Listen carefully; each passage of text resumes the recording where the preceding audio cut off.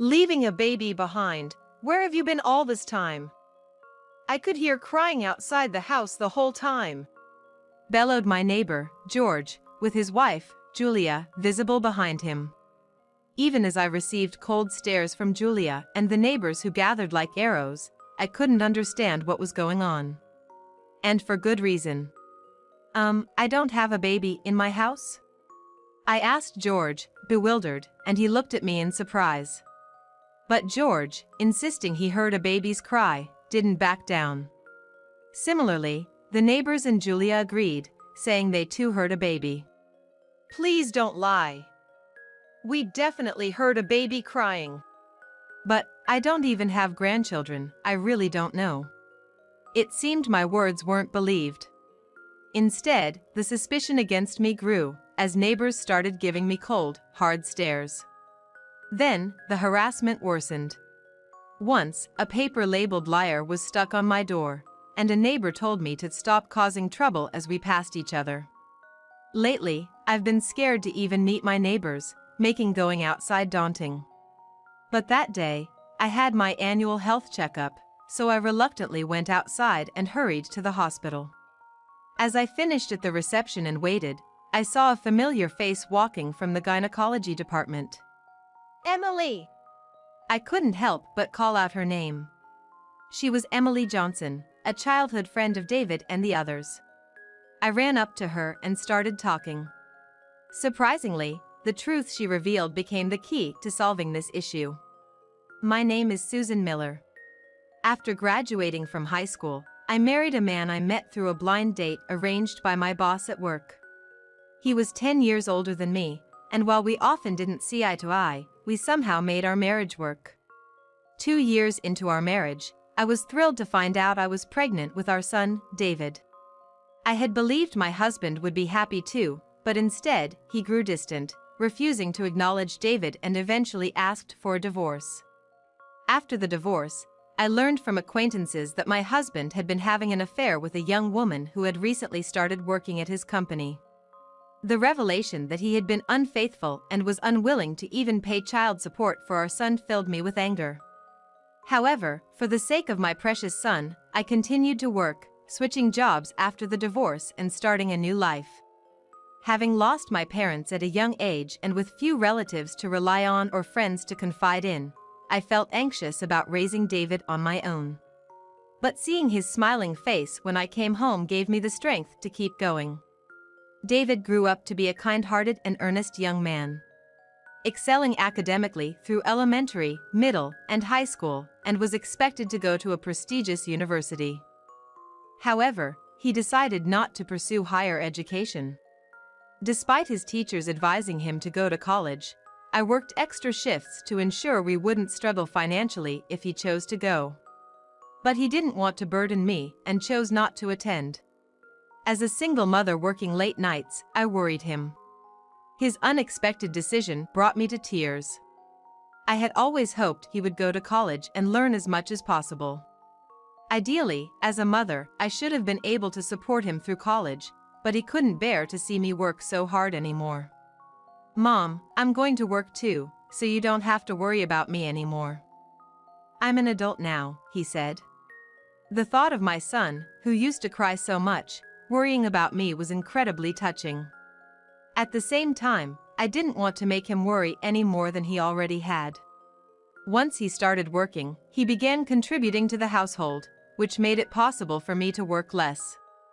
His stable job at a major company helped ensure a steady income. After 5 years of working, David married his childhood friend, Rhea, a kind and caring woman who worried about me and suggested we live together. David had been talking to Rhea about me since they got married. They even bought a new house for us all to live in together. So, I moved out of the cheap apartment I had lived in since the divorce and started living with David and his family. I'm so grateful to David, who has grown up and become a responsible adult.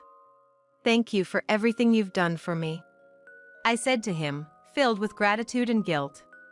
He replied with the same smile he's always had, saying he was happy to live with me. I want to give back to you for raising me on your own. I still remember tearing up at those words, deeply moved by my son's concern. Time has passed, and now David has been promoted and is doing well at work. I had hoped to see my grandchildren, but since both David and Rhea work, they haven't had children yet. Still, I started saving money, hoping it would help them in the future. My hardships are a small price to pay if it benefits my grandchild someday. You don't need to worry, Mom.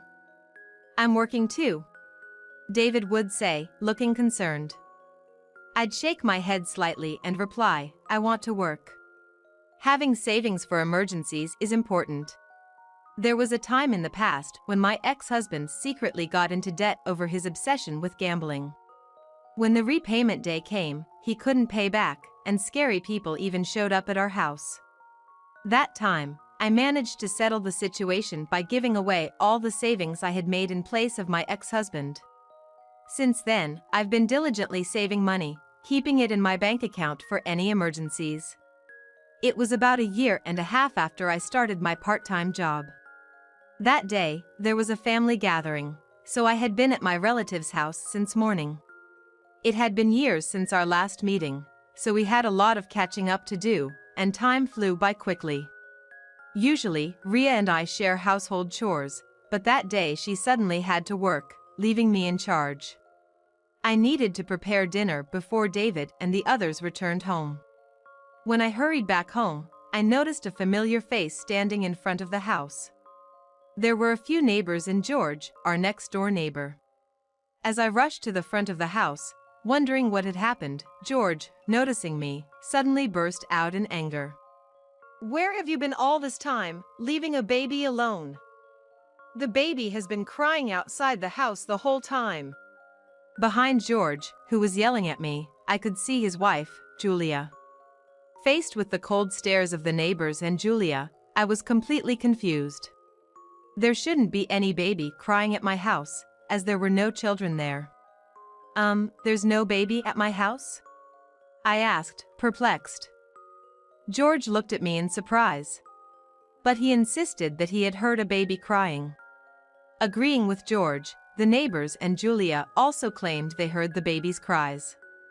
Don't lie. We definitely heard a baby crying. But I don't have grandchildren either. I really don't know anything about it. My explanation didn't seem to convince them. Instead, the distrust towards me seemed to grow, and the neighbors started to glare at me coldly. In the end, no one listened to my side of the story. I decided to tell David and the others about the incident. David looked puzzled, but his wife, Rhea, just suggested it might have been a misunderstanding. But everyone heard the baby crying. Maybe it was the sound from the TV, or it could have been the vacuum cleaner that sounded like that. It's hard to believe that such sounds could be mistaken for a baby's cries. David didn't seem interested in identifying the source of the noise, just suggesting it was probably a mistake. As I struggled with my dissatisfaction, Rhea abruptly ended the conversation. If it's about ghosts, it's scary, right? Let's just drop this topic. Was Rhea always the type to cut into conversations and end them like this? But, faced with her cheerful voice, I couldn't say anything else. In the end, the cause remained unknown, and the topic was dropped. A few days later, as I was returning home from my part-time job as usual, I bumped into George and his wife. As we passed each other, I greeted them. But they didn't greet me back. Instead, George approached me angrily. Enough is enough. Your baby is too loud. As I said before, there's no baby at my house. Despite my words, George shook his head, insisting it was a lie, and began shouting in front of my house. The baby might be in danger. Don't scream at or hurt the baby, he irrationally accused. I pleaded with him to stop spreading baseless lies, but George wouldn't listen. As he continued to raise his voice in front of my house, neighbors started peeking out of their windows to see what was happening. Unable to withstand the stares of those around me, I eventually shouted out. There's really no baby here. Please stop spreading lies. As I said this, George glared at me intensely and spat out, "Liar," before walking away. I let out a small sigh over this baseless accusation. Why would they hear a baby's cry coming from my house? David and Rhea couldn't figure it out either, and it's not like Rhea had a secret child. The more I thought about it, the more it confused me, and I even started to get a headache. But the harassment from George and the others didn't stop there. Once, a paper labeled "liar" was stuck on my door, and another time a neighbor told me, "Stop causing trouble," as we passed each other. I tried discussing it with David, but we couldn't come up with any solution since neither of us had any clue. Amidst accumulating fatigue and worry, I continued with my daily life. Recently, I've been afraid to even meet my neighbors, making it hard to step outside. However, on that day, I had my annual health checkup and had to go out, so I quickly headed to the hospital. As I was waiting in the waiting room after registering, I saw a familiar face walking from the maternity ward. Emily! I instinctively ran up to her. She was Emily, a childhood friend of David and the others. When she saw me, she stepped back in utter surprise.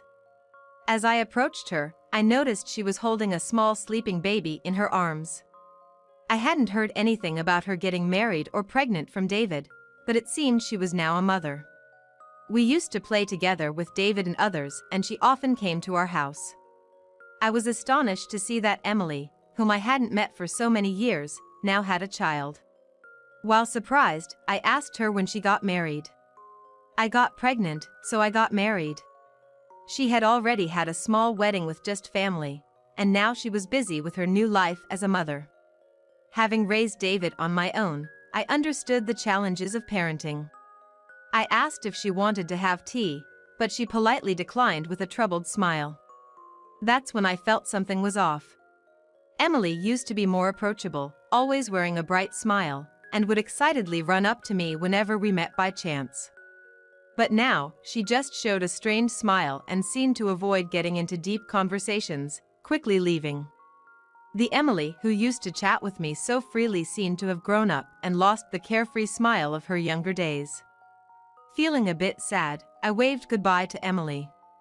When I returned home from the hospital, I found a bunch of papers in my mailbox, complaining about the noise of a baby. Sighing softly, I took out the papers, only to notice George and his wife Julia watching me. "Your kid is too loud. Just get out of here. Every day, it's so annoying." I ran into the house to escape their yelling. Inside, I blocked my ears to avoid hearing their continued shouts. For over a month, they kept accusing me of things that had no basis in reality. I had reached my limit with the ongoing harassment from the neighbors. Unable to handle it anymore, I discussed it again with David and Rhea when they returned from work that evening. I told them about the numerous verbal abuses from George and his wife and the increasingly severe harassment. "I can't take their harassment anymore. I hate to leave this house, but could we consider moving?" At first, I overlooked their behavior, but the recent harassment is just too much. David agreed, indicating he had been turning a blind eye to George's actions until now, but could no longer ignore them. I noticed Rhea, sitting next to him, looking unhappy about the idea of moving. "I'm against it. I don't want to move." David and I exchanged looks, surprised by Rhea's unexpected reaction. We asked her why, and she explained that she didn't want to give up the house we had paid so much for. She said she didn't want to waste money buying a new place, especially since they were considering having children. But I couldn't stand the thought of enduring the endless harassment any longer. I'm absolutely against it. I can't imagine giving up something we've worked so hard for. Besides, my workplace is close to our home, and leaving here just isn't an option. I couldn't understand why Rhea, who was always so kind, was being so adamantly opposed.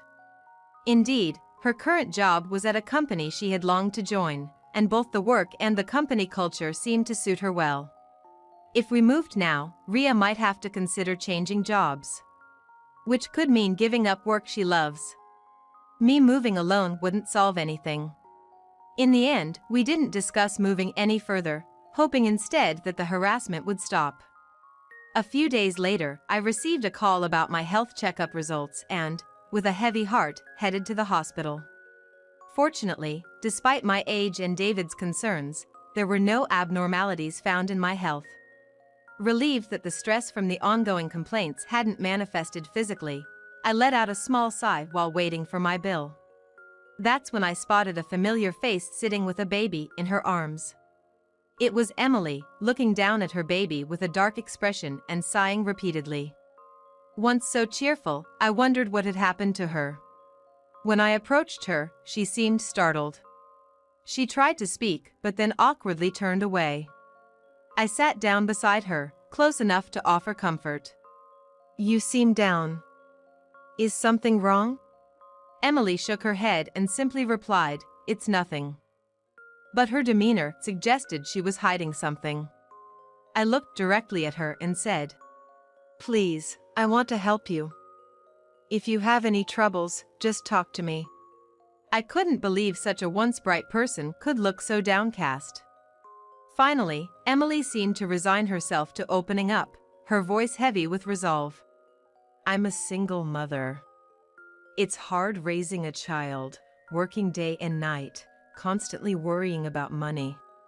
I was speechless at her painfully honest revelation. But if she was working all day and night, I wondered who was taking care of her child. She couldn't find time for her child, struggling just to earn enough for childcare and living expenses. "Who takes care of your child when you're working?" "Ria looks after my baby." I was taken aback by her unexpected answer. "Ria works from morning till evening. How can she manage that with her job?" Emily, looking down, started to explain how she was troubling Ria. Apparently, Ria was the only one who knew that Emily had a child out of wedlock. Worried about Emily raising her child alone, Ria had offered to help take care of the child. Suddenly, George's words about hearing a baby's cries came to mind. "Ria is looking after your child? Could it be?" Emily hesitantly nodded in confirmation. While David and I were away, Ria had been taking care of Emily's child at our house. All this time, I thought the accusations were baseless, never imagining a baby was actually crying. Feeling guilty for thinking it was all unfounded harassment, I exclaimed. "Why didn't she talk to me about this?" Even a little consultation would have been fine. Emily shook her head and said she would stop leaving her child with Ria. "I can't burden Ria anymore. She's already attracting attention at work because of this." It seems that Ria had been taking time off work to care for Emily's child, but her increasing absences had begun to raise suspicions from her boss. Recently, it's become harder for her to take time off. Emily declared that she would no longer rely on Ria and would take care of her child alone. I couldn't just stand by and watch Emily struggle. I wanted to help her in Ria's stead. I longed to see her smile again, like she used to. With that determination, I offered to take care of Emily's child. "There's no way I can just leave you struggling like this. Let me help." Emily, tears in her eyes and looking apologetic, thanked me. That very day, she explained the situation to Ria. This would relieve Ria of the need to take time off work to care for the child, and would alleviate Emily's parenting anxiety. I immediately discussed the situation with my workplace and managed to reduce my shifts, deciding to take care of the child. The child, still very young, was quiet, ate well, and slept soundly, but initially cried loudly upon realizing I was not their mother. It reminded me of David when he was young, bringing back nostalgic feelings. But there was no time to indulge in nostalgia. I had to inform George and the others about the real situation. "Hey, I need to talk to you about something." I showed Emily the papers accusing us of lying about the baby's cries that George and his neighbors had been posting. Although she looked shocked, I explained the situation and suggested we go to George's house to apologize. Emily, unaware of the situation, looked remorseful, but I was sure George would understand once we explained. On another day, Emily and I went to George's house to discuss the matter. I hoped that a proper explanation and apology might stop the harassment. As we rang George's doorbell, he answered. So, you've finally come to admit to the crying baby, you liar. George shouted as soon as he saw us. Startled, I was about to speak, but it was Emily who raised her voice. Why are you here? She asked George, her face turning pale and tears beginning to form in her eyes. She moved protectively behind me. But it was George who showed the most panic. Why are you here? I told you we were done with each other. At the sight of Emily, George's anger was apparent. Julia also appeared, asking, Who's that woman? And why is this liar here? Overwhelmed by Julia's intensity, I opened my mouth to explain the situation. But just at that moment, Emily, who had appeared behind me, glared at Julia and shouted, He's my ex-boyfriend. This child is his. He refused to acknowledge the child. At Emily's harsh words, not only Julia but also I were left stunned, turning our gaze to George in disbelief. It turns out George had been dating Emily a few years ago and was cheating on her with Julia. Emily, unaware of this, had told George about her pregnancy, but he chose young Julia over her, refusing to acknowledge the child and abandoning them. He had even changed his contact details, leaving Emily to raise the child alone without any support. Julia, her face turning red with anger, directed her fury at George. What do you mean? I was the other woman. Don't joke with me. Julia screamed at George, who frantically tried to explain himself. I was appalled by the whole scene. If I had known it would come to this, I would have kicked them out sooner. George yelled, pointing at me. He started to explain. Apparently, George had accidentally discovered that Ria and Emily were childhood friends, and had seen Ria taking care of his child. Panicking, George had been trying to drive us out before Emily could learn about his marriage to Julia. It's your fault for coming here. If you had left, I wouldn't be in this mess. George's selfish reasoning made me sigh. He had deceived both Emily and Julia, neglecting not only pregnant Emily but also his own child, living comfortably himself. But then, it was Emily who spoke up. Do you have any idea how much suffering you've caused me? And to think, you cheated not just on me but with someone else too. Emily's words, spoken in a cold tone, visibly drained the color from George's face. It's all in the past, George replied quietly, only to be interrupted by Julia, who began to gather her belongings, glaring at him. This is over, George. You cheated and had a child without telling me? That's the lowest. If I had known, I never would have married you. She declared her intention to leave. George, apparently caught off guard by Julia's reaction, desperately tried to stop her, but she spat out that she would divorce him and demand alimony. That day, we left George's house, unable to do anything further. Julia's outcry was so loud it seemed to have prompted complaints from the neighbors, and it appears they eventually divorced. Emily, too, consulted a lawyer about George's failure to pay child support. Thanks to all of you. I never even considered consulting a lawyer, thinking I had to do everything myself. It costs money and time, but I plan to have the lawyer calculate everything that's owed. George was eventually ordered to pay child support, including the back payments he had missed. He started working a second job, desperately trying to make enough money. Meanwhile, with less financial worry, Emily reduced her work hours, gradually increasing the time she could spend with her child. Emily and I have kept in touch, and I've been able to enjoy a good relationship with her and her child. Recently, I've noticed her smile returning, the one she had lost. With George and his family gone, a peaceful daily life has returned to us. After several months of this tranquil life, on a beautifully clear autumn day, I received exciting news from Ria about her pregnancy. David, who had longed for a child, was overjoyed at the prospect. It looks like our days are about to become busy again. I'm eagerly waiting for the arrival of my grandchild, enjoying a blissful life.